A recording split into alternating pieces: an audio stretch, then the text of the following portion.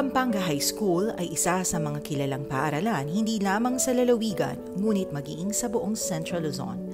Kilala ito dati bilang Jose Abad Santos High School o JASH kung saan ilang mga prominenteng personalidad ang nakapagtapos dito gaya ni na dating Pangulong Diosdado Macapagal, Jose B.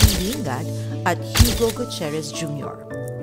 Sa isang pampublikong paaralan na may mahigit 11,000 mga mag-aaral gaya ng Pampanga High School, paano nga ba nasisigurado ng paaralan ang maayos na ugnayan sa mga magulang? Ayon sa punong guro ng paaralan na si Ginoong Richard Agustin, isa sa mga unang binigyang pansin niya ay ang mababang level ng partisipasyon ng mga magulang sa iba't ibang mga gampanin sa Parent-Teacher Association o PTA. One of the ways that I implemented with the PTA, of course, is the use of STAB, no? Para nang sa gayon mag-participate sila. Na pag mag-release, hindi pwedeng gantong araw lang, kahit anong araw, availability ng magulang. Kailangan i-orient natin sila through parenting seminar. Bakit nagpa-parenting seminar? Para nang sa gayon ma-orient sila sa roles and responsibilities nila bilang isang magulang. Nang sa gayon makapag-attend sila at the same time yung kanilang duty as magulang sa kanilang mga anak. So, kailangan mag-attend ng parenting, kapalit nun may stop, nang sa gayon makuha nila yung report card ng bata. Ang target kasi namin, ma-target yung mga magulang, lahat sila. So, the whole year nagpa-parenting seminar kami. Dahil sa ipinatupad na parenting seminar as STAB system, tumaas ang participation rate ng mga magulang mula 50 to 60% sa 80 to 95%. Bukod sa basic parenting seminar, naipaliwanag na rin sa mga magulang ang tungkol sa anti-bullying practices, reproductive health ng mga mag-aral, first aid, at basic livelihood seminars gaya ng pagluluto. Isa si Ginang Alpha Mascareña sa mga magulang ng mag-aaral sa Pampanga High School at ayon sa kanya, malaki ang epekto ng kanyang aktibong pakikibahagi sa academic performance ng kanyang anak.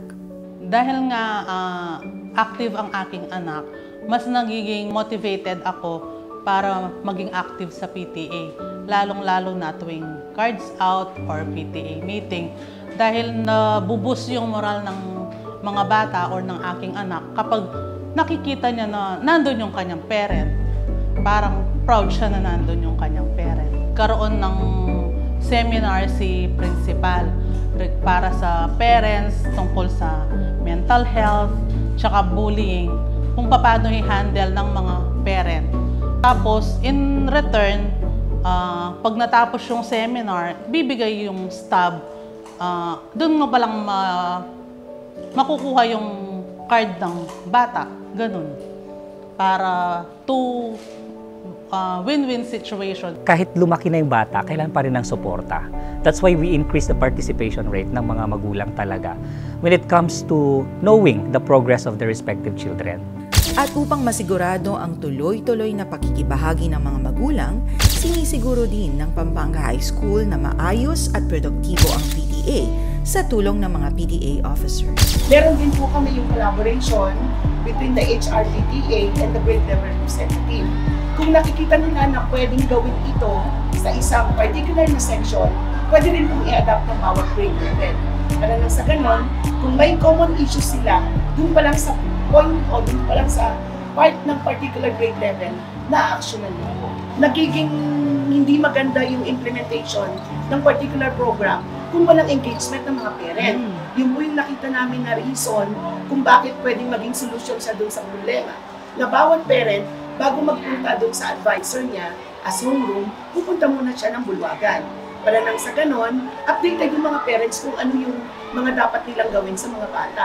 Isa rin sa mga susi sa maayos na pakikipagtulungan ng paaralan at ng mga magulang sa pamamagitan ng PTA ay siguraduhin kabahagi ang mga magulang sa pagpaplano para sa mga programa at proyekto ng paaralan. Yung transparency and accountability.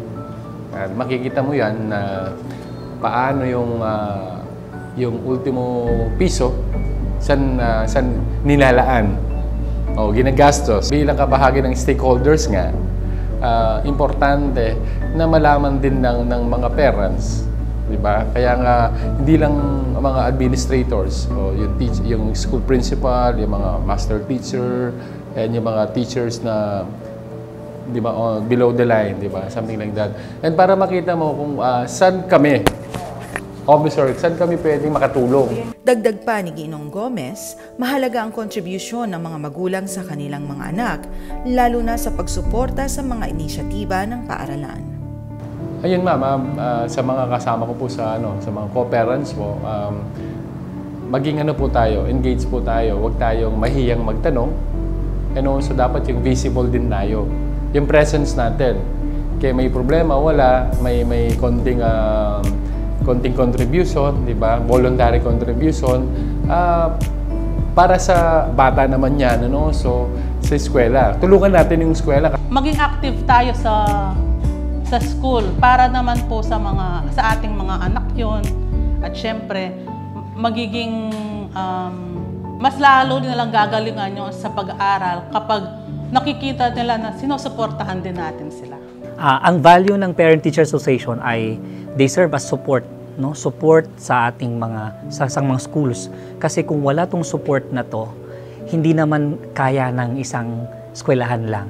Kailangan whole school approach nga ito, kailangan pati community, no? Kailangan pati mga magulang i-involve natin. Kasi hindi lang kami, no, na nasa school ang may responsibilidad para matuto yung bata, yung progress, lahat ng gagawin natin ay hindi lang kami. Kailangan sama-sama nang sa gayon makabuo tayo ng mga estudyanteng hindi lamang produktibo at ma-develop yung holistic ng pagkatao ng isang bata.